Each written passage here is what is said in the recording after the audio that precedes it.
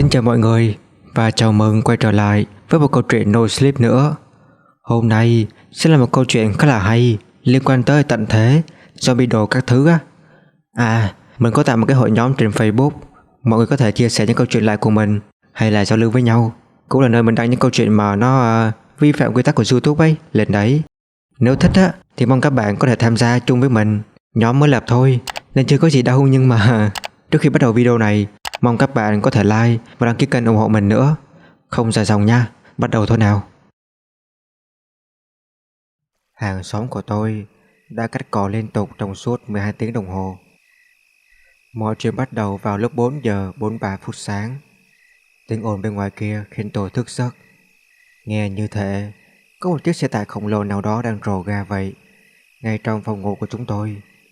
Khói thải tràn qua cửa sổ đang mở, và đó là một cái khởi đầu tồi tệ cho một ngày mới. Cái gì vậy? Vợ tôi rên rỉ. Cả hai chúng tôi đều ngủ không ngon giấc cả, vì con gái của chúng tôi mới bò vào giường lúc 1 giờ sáng và liên tục đá vào mặt của chúng tôi, cho đến khi cả hai vợ chồng tôi gần như là treo lơ lửng bên mép giường ấy, trong khi con bé thì đang ngáy khò khò. Khởi đầu của một ngày tận thế tồi tệ nào đó hả? Tôi rên rỉ. Kệ nó, ngủ tiếp đi. Không đời nào ngủ được đâu với cái tiếng ồn này, Vanessa nói. Cô ấy lăn ra khỏi giường và đóng cửa sổ lại. Điều đó giúp ích được một chút xíu, nhưng mà bên ngoài kia vẫn nghe như là tiếng chiến tranh vậy. Cô ấy vén rèm cửa lên và nhìn ra ngoài cửa sổ. Ố, là cái gã hàng xóm chết tiệt kia đang cắt cỏ. Trời, trong khi trời còn chưa sáng nữa. Chúng ta cần phải nói chuyện thẳng thắn với ông ta đấy, cho ông ta biết rằng là điều đó không ổn chút nào cả. Keegan, con gái của chúng tôi, tỉnh dậy và khóc rống lên. Trời, chắc là hết ngủ được rồi ha. Tôi lẩm bẩm, tự mình ra khỏi giường. Anh sẽ qua nói chuyện với ông ta sau khi uống cà phê đã. À này, mang cho em một ly nữa, Vanessa nói. Bố ơi, mang cho con kẹo Smarty, Keegan nói tiếp. Không, không có Smarty cho bữa sáng đâu con yêu. Chuối hoặc là bánh mì nướng cũng được, nhưng mà không phải là Smarty. Thôi được rồi, Keegan bực bội nói. Bánh mì nướng cắt thành hình trái chim. Tôi thở dài.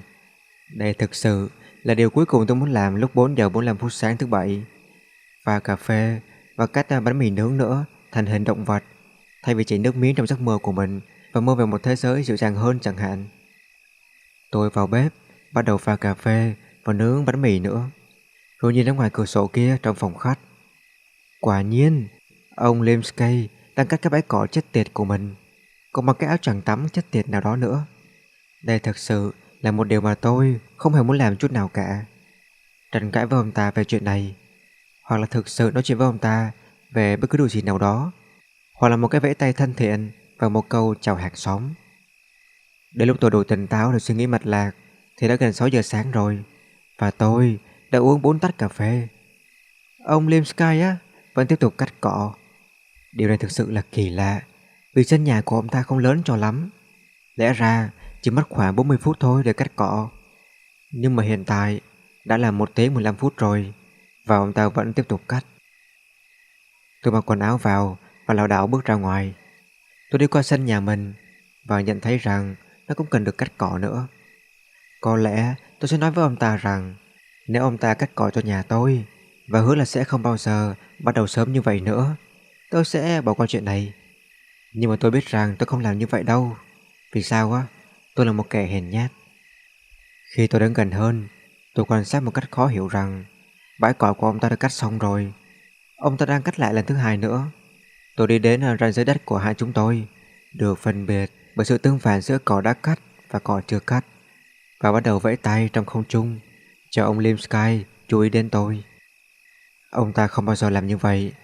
Ông ta chỉ nhìn thẳng về phía trước và tiếp tục để máy cắt cỏ mà thôi. Này! Tôi hét lớn lên, nhưng vô ích. Tôi hầu như không nghe thấy chính mình nữa cơ, và vì vậy tôi biết rằng ông ta sẽ không thể nghe thấy tôi từ bên kia bãi cỏ, ngay sau máy cắt cỏ nữa. Chết tiệt thật đấy. Tôi qua sân nhà của ông ta cho đến khi tôi đứng ngay sau lưng của ông ấy. Này! Không có gì cả. Tôi vỗ vào vai của ông ta. Cũng không có gì. Ông ta chỉ tiếp tục để máy cắt cỏ về phía trước trên bãi cỏ được cắt xong rồi. Tôi không biết phải làm gì nữa cả.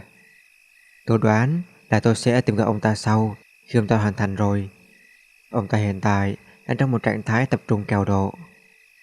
Tôi nhún vai và chuẩn bị quay trở lại nhà mình thì tôi thấy một dòng nước, có lẽ là nước tiểu, chảy xuống từ chân trần của ông ta. Lạy Chúa ơi! Tôi quay trở lại nhà và mở cửa. Vanessa hiện tại đang đọc sách cho Keegan. Cô ấy dừng lại khi tôi bước vào nhà và ngước nhìn. Sao rồi anh? Anh... Ông ta không nghe thấy anh. Anh sẽ qua đó khi ông ta dừng lại đi. Ông ta phải dừng lại chứ nhờ. Và... thật lòng mà nói, anh hơi lo lắng cho ông ta ấy. Anh thấy ông ta... Em biết mà, kiểu tè ra quần đấy. Ông Liam Sky tè ra quần á? Keegan hỏi. Cô bé bắt đầu cười. Chà, chuyện đó thỉnh thoảng xảy ra mà con yêu. Tôi nói, con cũng từng làm như thế đấy. Chúng ta làm thế rất nhiều khi còn nhỏ. Và sau đó, chúng ta không làm thế nữa trong một thời gian. Và sau đó, khi chúng ta lớn tuổi hơn, chúng ta thỉnh thoảng lại làm như thế. Dù sao thì điều đó cũng khiến con bé có gì đó để suy nghĩ. Vanessa nói. À, còn nữa, tôi nói, ông ta cắt xong bãi cỏ rồi. Ông ta chỉ đang cắt lần thứ hai mà thôi. Có lẽ là ông ta bỏ sót vài chỗ chăng? Không, nó hoàn hảo lắm. Không có ngọn cỏ nào cao hơn bất kỳ ngọn cỏ nào khác cả. Vanessa nói. Thật kỳ lạ đấy. Anh có nghĩ là ông ta ổn không? Chúng ta có nên gọi cho ai đó không? Tôi nhún vai. Gọi cho ai bây giờ? Cảnh sát à? Nói với họ rằng là có người hàng xóm đã nghỉ hưu của chúng ta đang cắt cỏ 2 lần trong khi tè ra quần á. Họ sẽ nói gì bây giờ? Đến 8 giờ sáng, tôi nấu xong món thịt xông khói rồi và ông Limsky vẫn tiếp tục cắt cỏ, có lẽ khoảng lần thứ 5. Tôi cố gắng không nghĩ về chuyện đó, nhưng mà thật khó. Sau bữa sáng, chúng ta nên đi đâu đó đi. Tôi nói, hôm nay là một ngày đẹp trời đấy, không nên ở lì trong nhà cả ngày đâu. Tại sao ông Limsky cứ cắt cỏ mãi vậy? Khi gần hỏi. Bố không biết, con yêu. Tôi lẩm bẩm. Bố không biết nữa. Con muốn đi sân chơi hay gì đó không? Yay! Thôi, em sẽ ở nhà và cố gắng ngủ lại nếu được. Vanessa nói. Tất nhiên rồi. Tôi nói. Tôi cũng muốn ngủ lại nữa, ngay cả sau khi uống hết chỗ cà phê kia. Nhưng mà mong muốn tránh xa tiếng máy cắt cỏ lớn hơn sự mệt mỏi của tôi. Chúng tôi ăn xong và rồi Keegan và tôi nữa đến sân chơi. Lúc 9 giờ tôi nhận được tin nhắn từ Vanessa. Không ngủ được, ông ta vẫn đang cắt cỏ. 9 giờ 30 phút. Em thực sự bắt đầu lo lắng rồi đấy. Chuyện này không bình thường tí nào cả. 10 giờ. Em đã qua đó thử rồi và cố gắng nói chuyện với ông ta, nhưng mà ông ta dường như đang trong trạng thái bị thôi miên vậy. Anh mau về nhà đi. Tôi thở dài nhưng mà làm theo. Tôi đón con gái và lái xe về nhà. Tôi cảm thấy một sự bất an sâu sắc, càng mãnh liệt hơn khi tôi đến gần nhà ấy. Mày sợ một cái ông già cắt cỏ à? Tôi tự trách mình. Nó không có hiệu quả, vì câu trả lời bản năng của tôi là phải. Tôi rẽ vào đường nhà mình và cầu nguyện rằng ông Limsky đã cắt cỏ xong rồi. Ông ta sẽ nói với chúng tôi rằng đó là một trò đùa gì đó, và tất cả chúng tôi sẽ cười phá lên vui vẻ về chuyện đó. Nhưng chẳng mấy chốc sau, tôi thấy rằng điều đó sẽ không xảy ra. Khi tôi lái xe vào đường lái xe của mình đấy, tôi thấy rằng là ông ta vẫn ở ngoài kia. Tôi nghĩ là tôi thấy một cái vệt màu nâu chạy xuống chân của ông ta, nhưng mà thật khó để chắc chắn rằng nó là gì, vì ông ta hiện tại đã đi vòng quanh dưới bóng râm của một cái cây táo cổ thụ nhà mình. Tôi bước vào nhà và Vanessa đang ngồi trên bàn bếp kia với còn thâm sương mắt nữa và một ly rượu vàng trước mặt. Làm ơn ngăn chuyện này lại đi, cô ấy nói. Anh không biết làm thế nào để làm điều đó cả, tôi nói, đột nhiên cảm thấy mệt mỏi và cũng cầm một ly rượu nữa. Gọi cảnh sát đi, cô ấy nói. Sao em không gọi đi, tôi hỏi. Thôi được rồi, cô ấy nói. Chỉ là em làm mọi việc khác ở đây rồi, nên em nghĩ là có lẽ anh có thể giúp em lần này. Tôi kìm lời. Tôi cũng làm nhiều việc tại đây rồi mà. Nhưng mà tôi biết rằng là bây giờ không phải là lúc để chỉ ra điều đó. Được rồi, tôi nói. Anh sẽ gọi cảnh sát đây. Sao cái máy cắt cỏ của ông ta không hết xăng vậy? Em đã quan sát ông ta rồi, Vanessa nói. Ông ta có một cái canh xăng trong đường lái xe kia. Thỉnh thoảng ông ta chộp lấy nó khi đi ngang qua, và đổ xăng nữa khi vẫn đang đẩy máy cắt cỏ kia. Thật là điên rồ. Làm ơn gọi cảnh sát đi trời. Được rồi, tôi nói. Tôi tìm số điện thoại và tiến hành một trong những cuộc gọi khó xử nhất trong đời tôi. Mất 10 phút với nhân viên tiếp tân và 10 phút nữa với một sĩ quan nào đó. Cuối cùng họ đồng ý đến để kiểm tra. 15 phút sau, tôi nhìn ra ngoài cửa sổ kia khi xe cảnh sát lái vào đường lái xe của ông Limsky. Một cảnh sát bước ra và đi về phía ông Limsky. Cảnh sát vẫy tay và hét lên, nhưng vô ích. Sau đó, cảnh sát nắm lấy vai của ông Limsky và xoay ông ta lại một cách mạnh mẽ. Điều này khiến ông Limsky kia cuối cùng có buông tay ra khỏi cần ga, và lần đầu tiên trong ngày máy cắt cỏ ngừng di chuyển. Tuy nhiên, nó vẫn đang chạy, vì ông ta hiện tại đã dùng băng dính bị nút thắt an toàn của nó rồi. Tôi đến thở chờ xem điều gì sẽ xảy ra tiếp theo. Ông Limsky mở miệng và một thứ gì đó xuất hiện từ đó. Nó trông giống như là một cái xúc tu dài vậy, mỏng. Cái xúc tu kia quấn quanh cổ của cảnh sát và nhấc anh ta lên không trung. Sau đó, một xúc tu thứ hai xuất hiện nữa từ miệng của ông Limsky và đi xuống cổ họng của cảnh sát kia. Tôi đóng sầm rèm cửa lại và nhận thấy rằng tôi cũng vậy, giống như ông Limsky trước đó, đã tè ra quần. Chuyện xảy ra ngoài đó vậy? Vanessa hỏi từ trong bếp. Cảnh sát đến chưa? Tôi không có câu trả lời nào cả, nên tôi không nói gì. Anh yêu, Vanessa nói, bước đến. Anh có ổn không vậy? Từ bên ngoài, chúng tôi nghe thấy một tiếng rít nữa, cùng một chiếc máy mới tham gia cùng với máy cắt cỏ kia. Vanessa mở rèm cửa và tôi từ từ quay lại, nhìn ra ngoài. Cảnh sát đang đi vòng quanh cái táo cổ thụ kia với một chiếc máy cắt cỏ dài, trong khi ông Limsky lại đang để máy cắt cỏ vòng quanh nữa. Bây giờ là 5 giờ chiều. Ngoài ông Limsky, hiện có 4 cảnh sát nữa trong sân nhà của ông ta, đang làm nhiều nhiệm vụ khác nhau. Một người vẫn đang dùng máy cắt cỏ dài, một người khác đang cắt tỉa bụi cây bằng kéo tỉa trong nhiều giờ. Nhưng một người khiến tôi lo lắng nhất là người đang đi vòng quanh kia, xịt thứ gì đó xuống đất từ một cái chai nhựa chứa đầy chất lỏng màu xanh neon mà ông Limsky đã nôn ra từ miệng của mình. Cá nhân tôi hiện tại đang kiến nghị gia đình của mình là đóng gói đồ đạc đi, lên xe và lái xe đến Florida, nơi mẹ của Vanessa đang sống. Tôi không biết chuyện gì đang xảy ra nữa, nhưng mà nó không có vẻ là tốt lành gì cho lắm. Tôi không chắc điều gì kỳ quái và đáng sợ hơn. Người hàng xóm của tôi cắt cỏ liên tục suốt 13 tiếng đồng hồ, được 4 cảnh sát mặc đồng phục hỗ trợ thực hiện các công việc làm vườn khác nhau. Hay là người phụ nữ đeo mặt nạ phòng độc và áo mưa nhựa nữa xuất hiện từ chiếc Toyota Camry màu be đang quấn quanh cây táo của ông Limsky. Chết tiệt Kelly! Bà ta hét lên qua mặt nạ. Rõ ràng là không đứng vững được sau vụ tai nạn kia. Không lái xe nữa cho tôi, không bao giờ. Tôi ngồi xổm xuống đường lái xe, phía sau chiếc xe của mình, chiếc xe mà tôi vừa chất đồ lên đấy, để chuẩn bị đưa gia đình tôi rời xa bất cứ điều gì kinh khủng này đang xảy ra bên cạnh kia. Tôi nhìn người phụ nữ không ấn tượng lắm với kỹ năng lái xe của Kelly rút ra một khẩu súng lớn nữa từ dưới áo mưa. Đó là cách mà mô tả tốt nhất mà tôi có thể nghĩ ra được.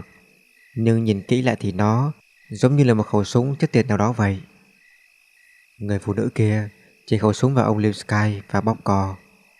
Ông Limsky ngay lập tức nổ tung thành một cái mớ hỗn độn kinh khủng màu xanh neon. Một xúc tu nữa vẫn đang quằn quại bay qua không trung và văng vào kính xe chắn gió của chiếc xe Camry. Tôi thấy cần gạt nước hoạt động để cố gắng gạt thứ đó đi. Tôi quay lại và thấy vợ tôi nữa, đang nhìn ra ngoài cửa sổ nhà chúng tôi với vẻ kinh ngạc kinh hoàng. Cô ấy đang che mắt con gái chúng tôi, Kagan, đang cố gắng gỡ ngón tay của Vanessa để nhìn cảnh tượng thú vị ngoài kia. Còn tôi á, tôi đã có đủ sự phấn khích cho ngày hôm đó rồi.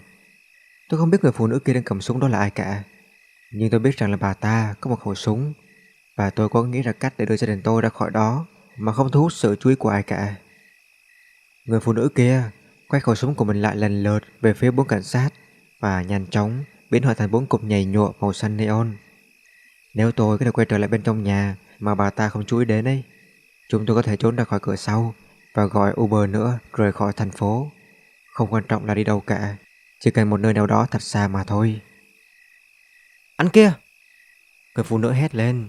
Áo mưa của bà ta hoàn toàn ướt đẫm bởi nội tạng của những thứ mà bà ta vừa thổi bay đi ấy. Trốn sau xe của anh đấy, đứng dậy từ từ thôi. Chết tiệt! Tôi đứng dậy và hai tay giơ lên. Xin đừng bắn tôi nói. Tôi không phải là một trong số chúng đâu, tôi thề. Chúng tôi sẽ xem xét chuyện đó sau, bà ta nói. Trong khi đó, người hàng xóm của anh, ông Limsky ấy, ông ta sống một mình mà, đúng không? Đúng vậy, tôi nói. Vợ của ông ta mất năm ngoái rồi, rất là tội nghiệp. Tôi nhìn sang vũng máu kỳ lạ mà từng là ông Limsky. Thật là tội nghiệp. Đây là những gì sẽ xảy ra nhé. Tôi sẽ vào nhà của ông Limsky để tắm rửa. Anh sẽ vào nhà của anh và đợi chúng tôi tại đó. Nếu mà anh nghĩ mình thông minh ấy, tôi hứa với anh rằng anh sẽ kết thúc giống như người hàng xóm của anh đây. Không phải là một cảnh tượng gì đẹp đẽ đâu. Anh đồng ý chứ? Tôi nhìn lại một lần nữa, kìm nén cơn buồn nôn và gật đầu đồng ý một cách chân thành. Tương tự với gia đình của anh đấy. Tôi thấy họ qua cửa sổ rồi, hiểu chưa? Vào trong đi, ngay bây giờ. Tôi không cần thêm sự khuyến khích nào nữa cả. Tôi chạy trở lại vào trong nhà, trở lại với Vanessa và Keegan. Ai vậy anh? Vanessa hỏi. Chuyện gì đang xảy ra vậy? Em nghĩ là anh biết sao? Tôi gắt gỏng. Rồi tôi thở dài. Anh không biết nữa. Nhưng mà anh nghĩ là có lẽ bà ta là người tốt chăng? Ý anh là bà ta đã bắn bay những thứ ngoài kia mà.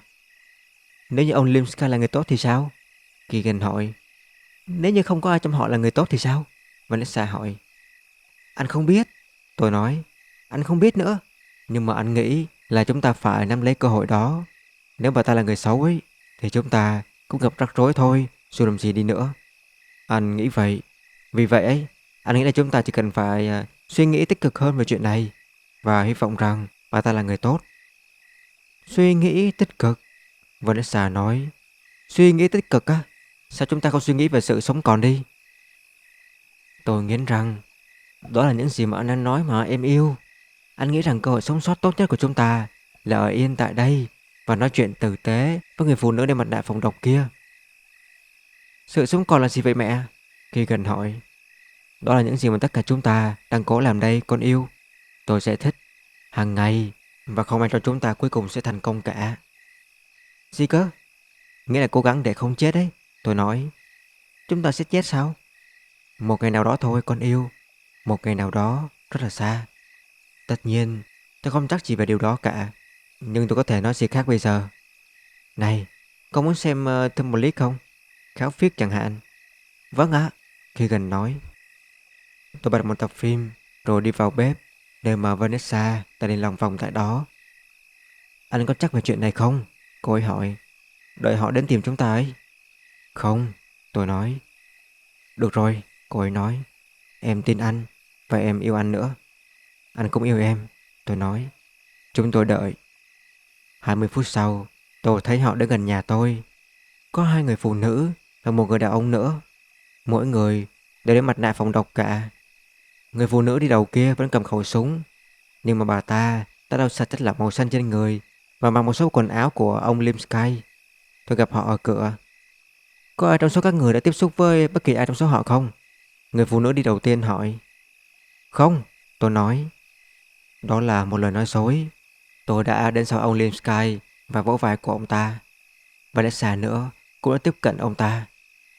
Chuyện này là về cái gì vậy? Kelly, người phụ nữ cầm súng kia nói với người phụ nữ phía sau bà ta. Kiểm tra anh ta đi. Kelly này rút ra một ống tiêm lớn ra khỏi ba lô và bước về phía tôi. Khoan đã, tôi nói. Các người không được đóng cái kim đó vào người tôi đâu, cho đến khi các người cho tôi biết tại sao tôi nên để các người làm như vậy. Chuyện gì đã xảy ra vậy? Anh có thể chấp nhận kiểm tra, người phụ nữ cầm súng nói. Hoặc là chúng tôi có thể cho rằng là anh đã bị nhiễm virus rồi và tiêu diệt anh luôn. Được thôi, vậy thì tôi sẽ chấp nhận cái bài kiểm tra chết tiệt đó. Tôi nói, xách tay áo lên và đưa cánh tay ra. Không phải ở đó đâu, Kelly nói. Một giây trước khi bà ta đâm ống tiêm vào bên đầu tôi. Đầu chết đi được ấy. Kelly rút kim ra. Sau đó bà ta lục lại ba lô và lấy ra một cái ống nghiệm chứa đầy chất lỏng màu xanh lá cây. Bà đã vặn nắp ống nghiệm lên, bắn một ít dịch não của tôi vào đó. Sau đó bà ta đậy nắp lại, lắc nó lên và giơ lên dưới ánh sáng. Anh ta âm tính, Kelly nói. Bây giờ đến gia đình của anh ta, người phụ nữ cầm súng nói. Tôi bất lực kinh hoàng khi nhìn Kelly đeo một cái kim khổng lồ vào đầu vợ tôi, rồi đến đầu của con gái tôi. Keegan không ngừng khóc. và điều đó khiến tôi buồn nôn. Họ đều âm tính cả, Kelly nói. Chúng tôi âm tính, được rồi, tôi nói. Bây giờ, các người có muốn cho tôi biết là chuyện gì đang xảy ra không? Hãy bắt đầu với việc các người là ai đi. Tôi là Kelly Raymond, người cầm kim nói. Bạn trai tôi đã biến thành zombie, giống như là ông Lim Sky ấy. Nhưng hơi khác một chút. Tôi đã phải liên tục cắt ngón tay của anh ta. Một zombie á? Tôi nói. Cô phải liên tục cắt ngón tay của anh ta? Wow, tất nhiên rồi. Anh có thể gọi tôi là Alice, người phụ nữ cầm súng nói, tháo mặt nạ phòng độc ra. Những người khác cũng làm như vậy nữa. Và đúng vậy, zombie, chúng có thật. Và virus càng ngày càng mạnh hơn và khó đoán hơn mỗi ngày. Được rồi, tôi nói. Zombie, tôi nhìn người đàn ông trong nhóm kia. Còn anh là... Martin Henwood, người đàn ông nói. Tôi là đồng nghiệp cũ của hàng xóm anh, trước khi ông ấy nghỉ hưu. À, tôi nói. Ông Lim Sky là một người làm trong ngành pháp y, tôi nghĩ vậy. Người làm trong ngành tang lễ, Martin nói. Và ông ấy là một nghệ sĩ thực thụ. Đó là lý do tại sao tôi phải gọi ông ta ra khỏi chỗ nghỉ hưu cho công việc mới nhất của mình nữa. Martin rõ ràng là buồn bã và đang cố kiềm nén nước mắt. Nhưng mà ông ấy tiếp tục nói. Một thi thể được đưa đến để chôn cất. Người phụ nữ mà đã chết kia rất rõ ràng đã giết bạn trai của mình một cách đặc biệt tàn bạo. Có tin đồn rằng chiếc vòng cổ mà bà ấy đang đeo ấy, ngay cả sau khi khám nghiệm tử thi, đã bị nguyền rủa từ lâu rồi. Đó thực sự là một cái trường hợp kỳ lạ. Vì ban đầu tôi không thấy dấu hiệu nào cả cho thấy một cuộc khám nghiệm tử thi đã từng được thực hiện cả. Tôi nghi ngờ rằng là người khám nghiệm y tế kia đã bị tin đồn làm cho sợ hãi và đã chọn cách phán quyết cái chết là tự tử mà không thực sự giải phẫu vào thi thể. Rồi nữa, khi tôi nhìn vào bà ấy, tôi thấy rằng chiếc vòng cổ kia không có móc cài. Không có cách nào để tháo nó ra mà không cách nó đi cả. Tôi bị một cơn đau đầu kinh khủng nhất trong đời của mình ấy. Nhưng mà tôi cố gắng tập trung lại. Chiếc vòng cổ bị bà ấy thành zombie sao? Chúng tôi nghĩ rằng đó là trường hợp đấy, Alia nói. Hãy kể cho ta nghe những gì đã xảy ra tiếp theo đi, Martin. Martin hắng giọng. Chà, tôi nghĩ là toàn bộ vấn đề là vô nghĩa cả. Một chiếc vòng cổ bị nguyền rủa. Tôi là một người đàn ông của khoa học đấy, không phải là mê tín đâu. Hoặc là tôi đã từng như vậy. Khi tôi bắt đầu quá trình ướp xác ấy, đó là lúc mà tôi bắt đầu suy nghĩ lại. Những gì chảy ra từ thi thể kia không phải là bất kỳ loại máu nào cả mà tôi từng thấy trong 25 năm kinh nghiệm của mình. Nó là... Tôi kết thúc dùng tròn ấy. Màu xanh neon phải không? Chính xác, Martin nói. Và đó là lúc tôi gọi cho Chuck Lemsky. Ông ấy cũng chưa bao giờ gặp phải điều gì như vậy cả trước đây. Và thực tế là không tin tôi. Ông ấy muốn tự mình xem.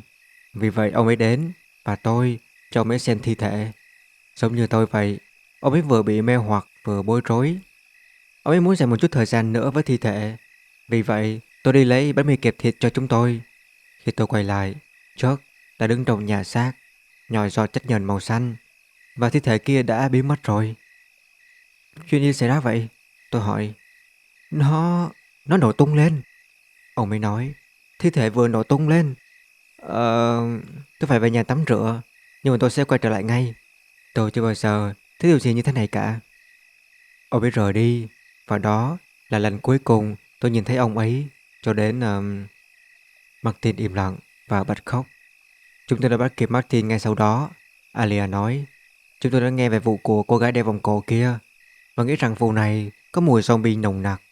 Martin kể cho chúng tôi nghe về những gì đã xảy ra và đưa chúng tôi đến nhà của ông Lim Sky. Và bây giờ chúng tôi ở đây, trong phòng khách của anh. Còn chiếc vòng cổ thì sao? Tôi hỏi, chống lại hàng ngàn suy nghĩ đang tranh giành quyền kiểm soát tâm trí tôi. Nó đến từ đâu vậy? Làm thế nào nó biến mình thành zombie được? Đó là một trong những điều mà chúng tôi sẽ phải tìm hiểu đấy, Alia nói. Chúng tôi có nó rồi và sẽ chạy nó qua nhiều bài kiểm tra khác nhau. Thông thường á, virus lây lan theo những cách thông thường, như là ai đó ho vào bạn nè, hoặc là nổ tung vào bạn. Chiếc vòng cổ là một sự phát hiện mới. Hiện tại đã có rất nhiều cái phát hiện mới xuất hiện rồi. Chúng tôi đã đối phó với virus zombie cơ bản trong một thời gian dài và kiểm soát nó khá là tốt. Nhưng bây giờ mọi thứ đã thay đổi. Mục tiêu cuối cùng của chúng tôi là tìm ra vaccine cho các chủng siêu vi mới. Nhưng mà trước tiên, chúng tôi cần phải hiểu đầy đủ về những gì chúng tôi đang đối mặt. Tôi nhìn sang chiếc ghế dài bên kia phòng, nơi Keegan đang ngồi trong lòng cô Vanessa, vẫn xem cái outfit. Còn Vanessa ấy đã lắng nghe cuộc trò chuyện thầm thì của chúng tôi một cách chăm chú, và tôi có thể thấy một nỗi kinh hoàng sâu sắc lên khuôn mặt cô ấy. Tôi chắc chắn rằng nó cũng khắc sâu lên khuôn mặt của tôi nữa. Ở đây không an toàn cho mọi người nữa đâu, Alia nói. Những người tôi làm việc cùng ấy đã từng làm việc cùng. Vâng, họ lo lắng về zombie, nhưng mà họ cũng lo lắng về việc mọi người phát hiện ra zombie nữa. Họ rất tàn nhẫn và sẽ đến đây trong vòng 1 hoặc là 2 ngày, hoặc là lâu hơn. Ngoài ra, chúng tôi có cần một chiếc xe mới nữa, vì Kelly kia đã phá hỏng xe của tôi rồi. Cô ấy sẽ không bao giờ được phép lái xe nữa. Tôi tình cờ nhận thấy rằng anh có một chiếc SUV đẹp rộng rãi ngoài kia. Nó có thể chứa tất cả chúng tôi, chắc chắn rồi. Chúng tôi sẽ nghỉ ngơi trong vài giờ. Sau đó, chúng tôi sẽ đốt cháy tài sản của ông Lim Sky. Sau đó nữa, chúng tôi sẽ lên đường. Tùy thuộc vào anh thôi, đi cùng chúng tôi, hoặc là ở lại để họ tìm thấy anh. Được rồi, tôi nói. Để tôi nói chuyện với vợ tôi đã. Chúng tôi hiện tại đang trên đường di chuyển ngay bây giờ. Alia đang lái xe. Chắc chắn rồi là tôi sẽ không nói rằng chúng tôi đi đâu đâu. Tôi chỉ muốn mọi người biết rằng ngày tận thế zombie đang đến. Nếu chúng ta không đến đó kịp thời.